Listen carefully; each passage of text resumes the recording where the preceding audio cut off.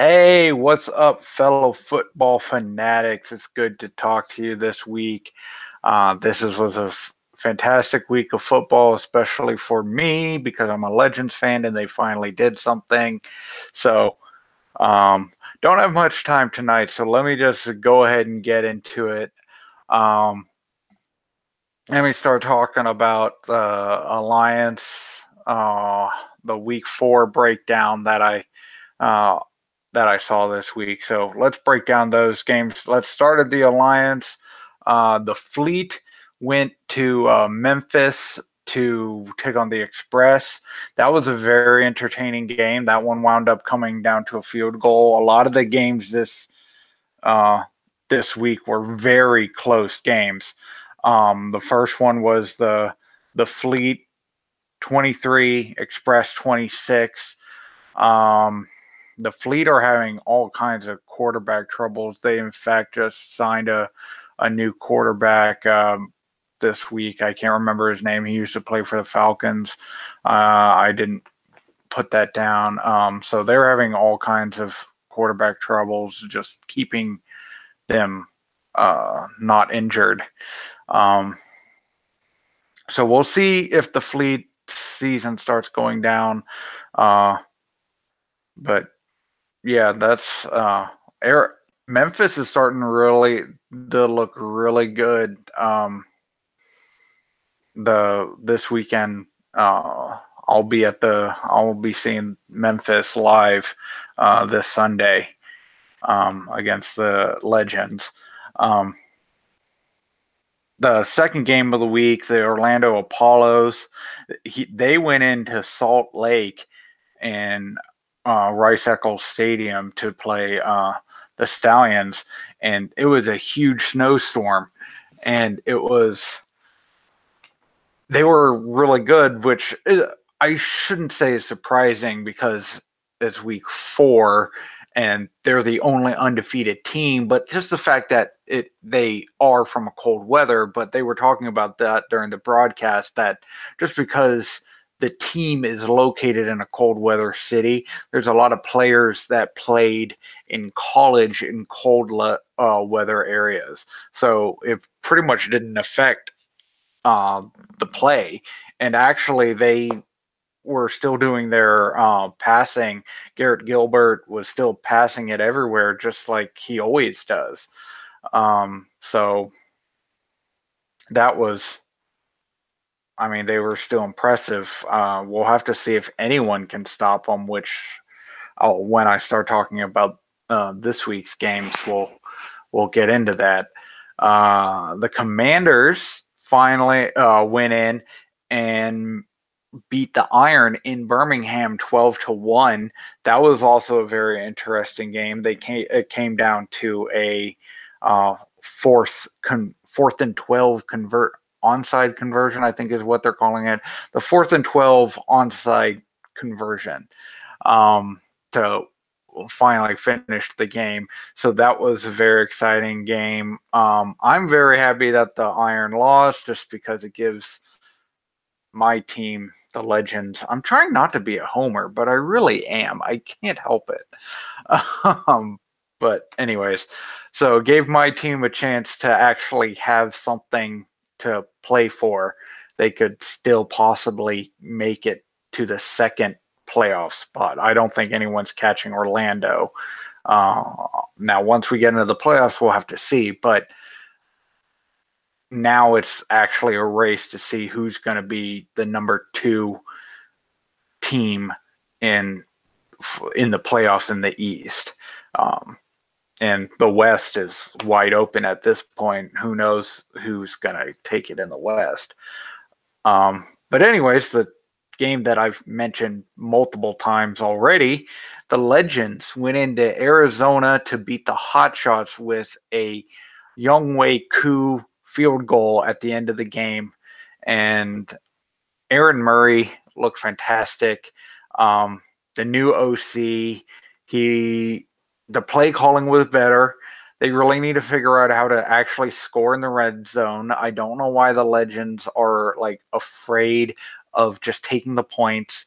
That fake field goal was a terrible idea, and I don't know why they keep going for it. They just need to use Younghoe Koo. He's so far one of the better kickers in the league, and they just need to use him the way they should. Like, they really should use Younghoe Koo more and just trust in the kicker. Just take the points. If you have guaranteed points, take the points. The rest will take care of itself. I'm happy that Aaron Murray's in. I'm sorry that Matt Sims got injured, but I'm kind of curious. Like, he got sacked, and they're not saying what his injury was. I'm not sure he's actually injured. That's just me. But I really hope that they keep Aaron Murray in. I think he proved out there that with his more mobile style, his more mobile ability, he offers something else to the legends. And the combination between the running game of Denard Robinson and the mobility of Aaron Murray, and also Aaron Murray was much better throwing the football. He had much better touch, and he was a little bit more accurate than Sims has been all year. So I very much am enjoying seeing Aaron Murray, and that's not just because he's good. You have to apologize. My cat, Apollo, who makes an appearance every time, is destroying something behind me. Almost every week. He always has to bug somebody. Get on up on the chair. Everyone wants to see you. Come on. Okay, never mind. He's just being dumb. So, with that said, let's start breaking down the next week's game, this weekend's games. One of the really cool things that they announced is TNT. The ratings have been so good this year that TNT is actually picking up some of the games that were going to only be on BR Live, Bleacher Report Live this week, or not this week, but later in the season. They're picking up a couple of those games to broadcast on TNT because they have seen such value and good ratings from the previous Alliance TV ratings, which is very good because this league is going to live or die based off TV ratings mostly by itself, because the attendance so far has not been fantastic. They can still work on that, but really attendance should not be the important thing for this league. TV money and money with apps and social media should be their focus. They just need to fix that app. So with that said, on Saturday, probably the biggest game of the week, the Orlando Apollos go into Birmingham to play the Iron. The two teams that were undefeated until this week when the Iron lost to San Antonio. So now the Apollos have a chance to put them even farther down, which is going to be good for whoever wins the Memphis and Legends game this week. So they're going to be able to gain ground on either the Iron or the Apollo. So this is a huge week for the Alliance. This is pretty much going to be one of the more deciding weeks of the season. So this is a huge week. The Stallions go into San Diego to play the Fleet. Let's see if the Fleet, if the San Diego has rain. It looks like there's going to be a lot of rain just everywhere. That's going to be a thing with this league, as most other outdoor spring leagues in the United States usually have a lot of rain. So that's the late game on NFL Network. Oh yeah, the Apollos and Iron game, that's going to be on TNT this week. So the early game is on TNT. The late game is on NFL Network on Saturday. Those are both going to be very good games. The Stallions and the Fleet is going to be a lower scoring. They're not quite as good as the Apollos and the Iron, but the Apollos and the Iron is going to be a fantastic game. I'm very much looking forward to watching that one. The Express is going to be the Express versus the Legends are the early game on Sunday. That's going to be on CBS Sports Network. I will be at that game. So my first chance to see Memphis live season ticket holder. That's again huge game. We'll have to see if the Legends can beat the Express and finally get their first home game. But both these teams have gotten so much better quarterback play in their last couple games. It's going to be very interesting to see how it shakes out. If they can continue, which team is going to be able to continue that proper play and wind up winning, and then gaining more ground on either the Iron or the Apollos, because someone's going to lose, or they could possibly tie, but I seriously doubt that's going to happen. So it'll just be interesting. The San Antonio Commanders are going into Arizona to play the Hot Shots. We'll have to see how that turns out. Also, that's also a big game. That one's on NFL Network, the late game on Sunday. We'll have to... Yeah, that's a good game too. Every game is so close, that's one of the things about this league so far that's really impressed me, was everyone is so competitive with each other, and the football is really good quality. So we're almost halfway through the season now, so we only have 6 more weeks, and after this week it'll be the halfway point, and then we'll have to go to playoffs. So it's a very short season, so every game is really important, but this week is probably the most important week, because if you don't win this week, you might as well, unless you're the Iron or the Apollos, you pretty much are then fighting to figure out who's going to be in the playoffs. The Apollos, I think, will get the East. I do think they'll beat the Iron, and I do think that they will be the first. And then it'll just be a race between the Iron, the Express, and the Legends to see who can get the second playoff spot to go play the Apollos. And it all comes down to this week. So this is a huge week in the Alliance. In XFL news, the XFL has a little bit of news. They announced Mark Trestman is going to coach the Tampa Bay team. There was also a pay structure that they announced for, well, they actually didn't announce it. It got leaked, and here's some of the ideas. They're going to have different tiers of players. They'll have, like, number 1 tier, they only get 1, and they can pay like a couple $100,000 a season, and that's going to be probably used for quarterbacks. And then they'll have tier 2, and they get a certain number of tier 2, a certain number of tier 3, and a certain number of tier 4, and that all will wind up to be their total active roster, which for the YouTube audience, he's making his... Is that really bright in your face? Yes, he's got to make his appearance every week. Every week. This is Apollo, which he wasn't named after the Orlando team, I have to remind you. So it's a very interesting concept. It would allow the XFL to possibly get more big name quarterbacks than the Alliance has been able to get. I really think it isn't going to be a choice between, like, backup position in the NFL or starting position in the XFL. If you have a chance to make it on a roster in the NFL, you're going to take it. You're not going to choose the XFL over the National Football League.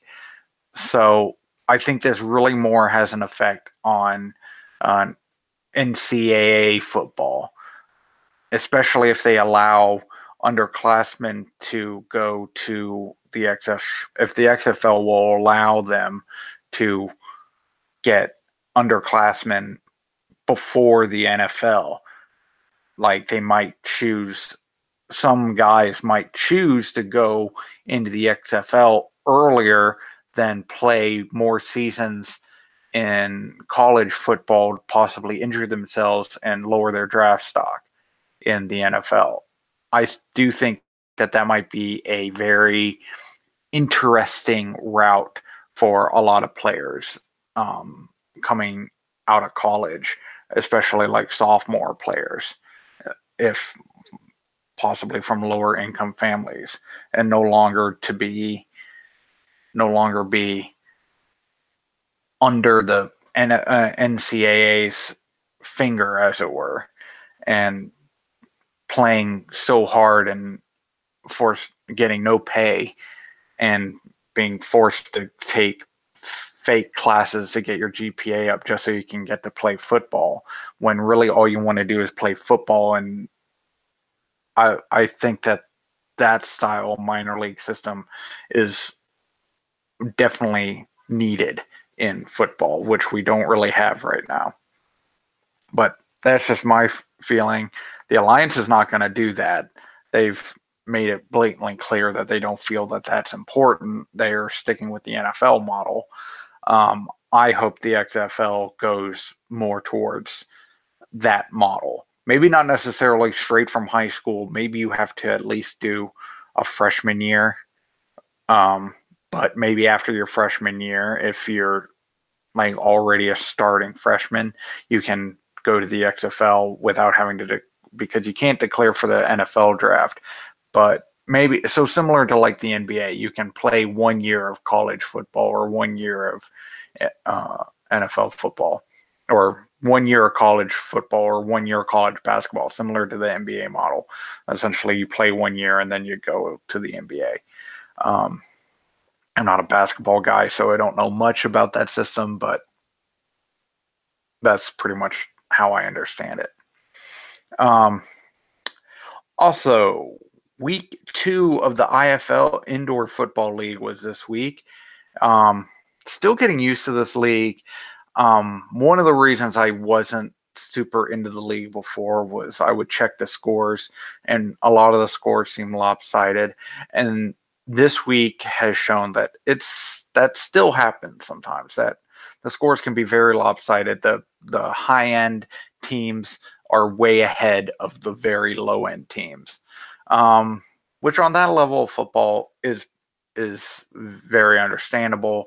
The Arena Football League has been that way, and I've continued to follow that because I used to think that they possibly were a higher level. But really, the level of play that I've seen the first 2 weeks in the IFL, they are just as good as Arena Football League teams. They just have a different style of play, closer to CFL. They have a much more run-focused game than Arena Football is. And it's really actually quite nice to have a change. And if there ever is a merger, which I don't think there ever will be, I would want them to stick more. I would like the Arena Football League to pick up more the Indoor Football League style play. I'm thoroughly enjoying it. I think it provides a bigger opportunity for athletes, especially like in the Danger Blizzard game. The Blizzard quarterback, Goodman, he ran for 5 touchdowns. So let me start talking about the score, since I've already started going into that one, because that was a really impressive game. That one was entertaining. Nebraska Danger 52, Green Bay Blizzard 53. That was the one entertaining game this week in the IFL. It was fantastic to watch. Lots of running, lots of scoring. Came down to the wire at the end of the game. 5 touchdowns from the Blizzard. The Danger looked good too. That pass that looked like it was just thrown away, but the wide receiver was just hiding in the corner of the end zone.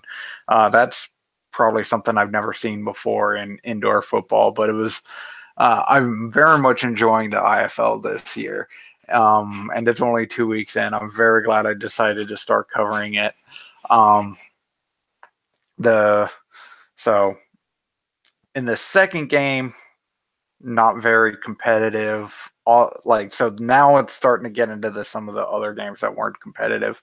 Our Barnstormers went into Quad City, beat the Steamwheelers 53-39. Not a super competitive game. The Barnstormers, as a former Arena League team, they did look like they were better prepared. I don't know if it's just market size makes the Barnstormers play better or something, or just because the organization as a whole is just better skilled. I know the Barnstormers have won the United Bowl a couple times, so they're just a higher quality of an organization, so they're doing better, or if it's just that the Steamwheelers are not that good. I'm not sure exactly what it is. But 53-39 Iowa, that's a very large margin.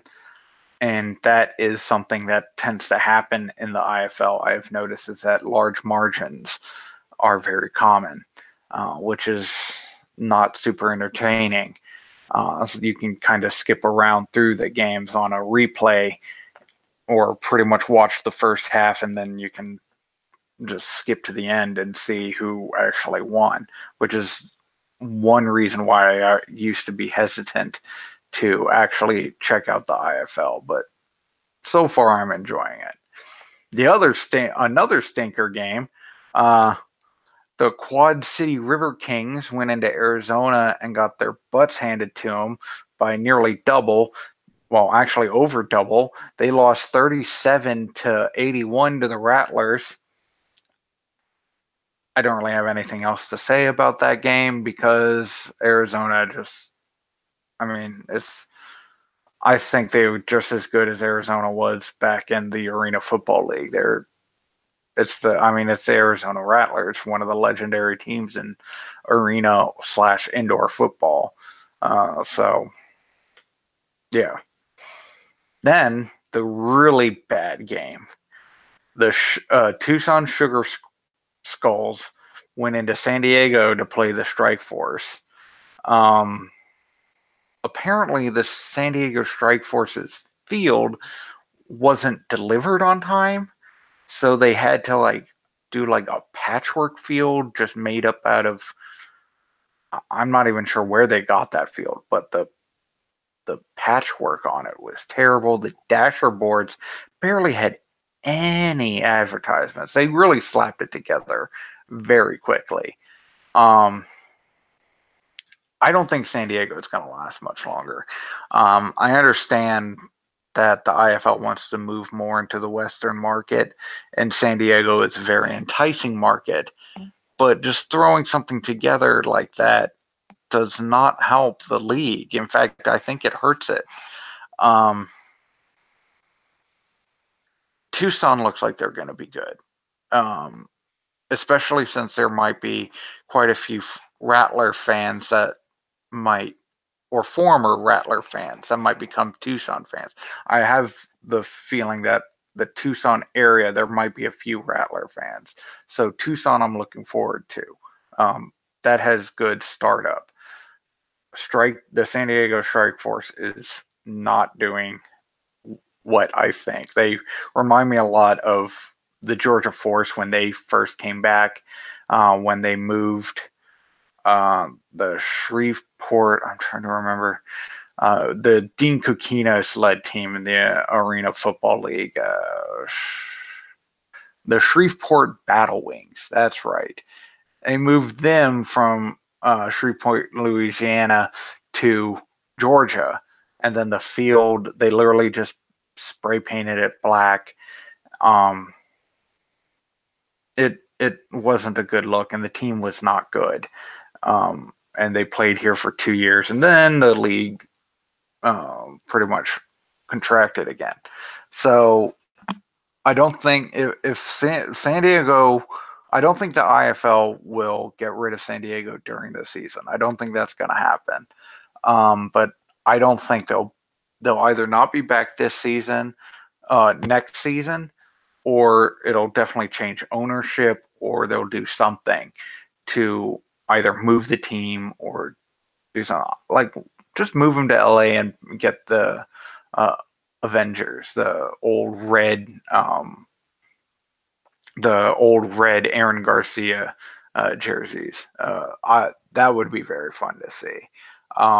Since the Strike Force logo is terrible, they're this is all bad. Just if anything, maybe they could go the other direction and do like the Dallas Desperados or the um, the Oklahoma City Yard Dogs or the San Antonio Talons or something along those lines instead of going into California.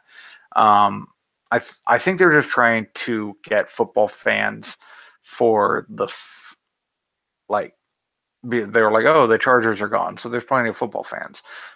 I think the Fleet have pretty much taken over that city in that respect, so they need to move somewhere else. So maybe Oklahoma City Yard Dogs, bring them back. I think that'd be a good sell. So next week in the IFL, the first game, you got the Sioux Falls Storm going into Nebraska to take on the Danger. That should be an interesting game. Sioux Falls did very well against the River Kings in week 1.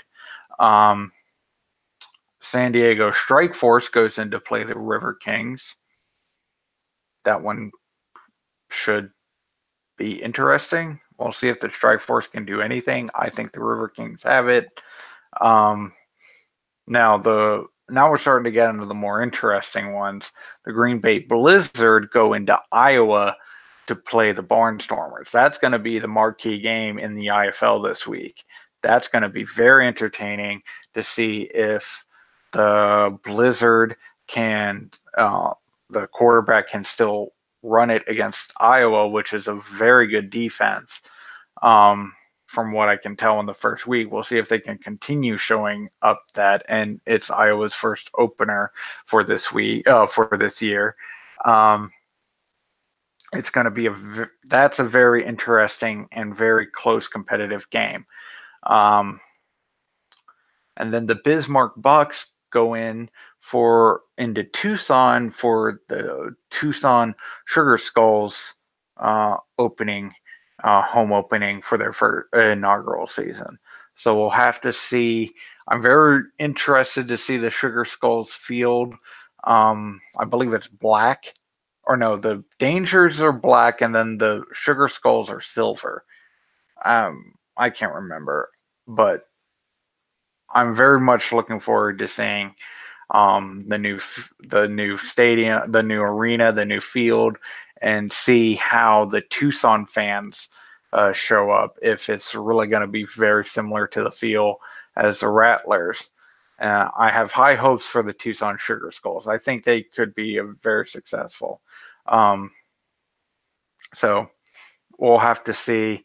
I don't really know if this game is going to be very competitive or not because I didn't get to watch the Bismarck Bucks Nebraska Danger game really well because the broadcast in week 1 between those two was not good, and I just couldn't watch it. It just was unwatchable. So I don't really have a very good impression on how bad or good the Bismarck Bucks are. And the Tucson Sugar Skulls, who really knows, because they were playing San Diego, and San Diego, the coach was literally ripping the team, saying they don't care at all. So how good, I mean, at least the Sugar Skulls tried. But just because they're trying, are they better?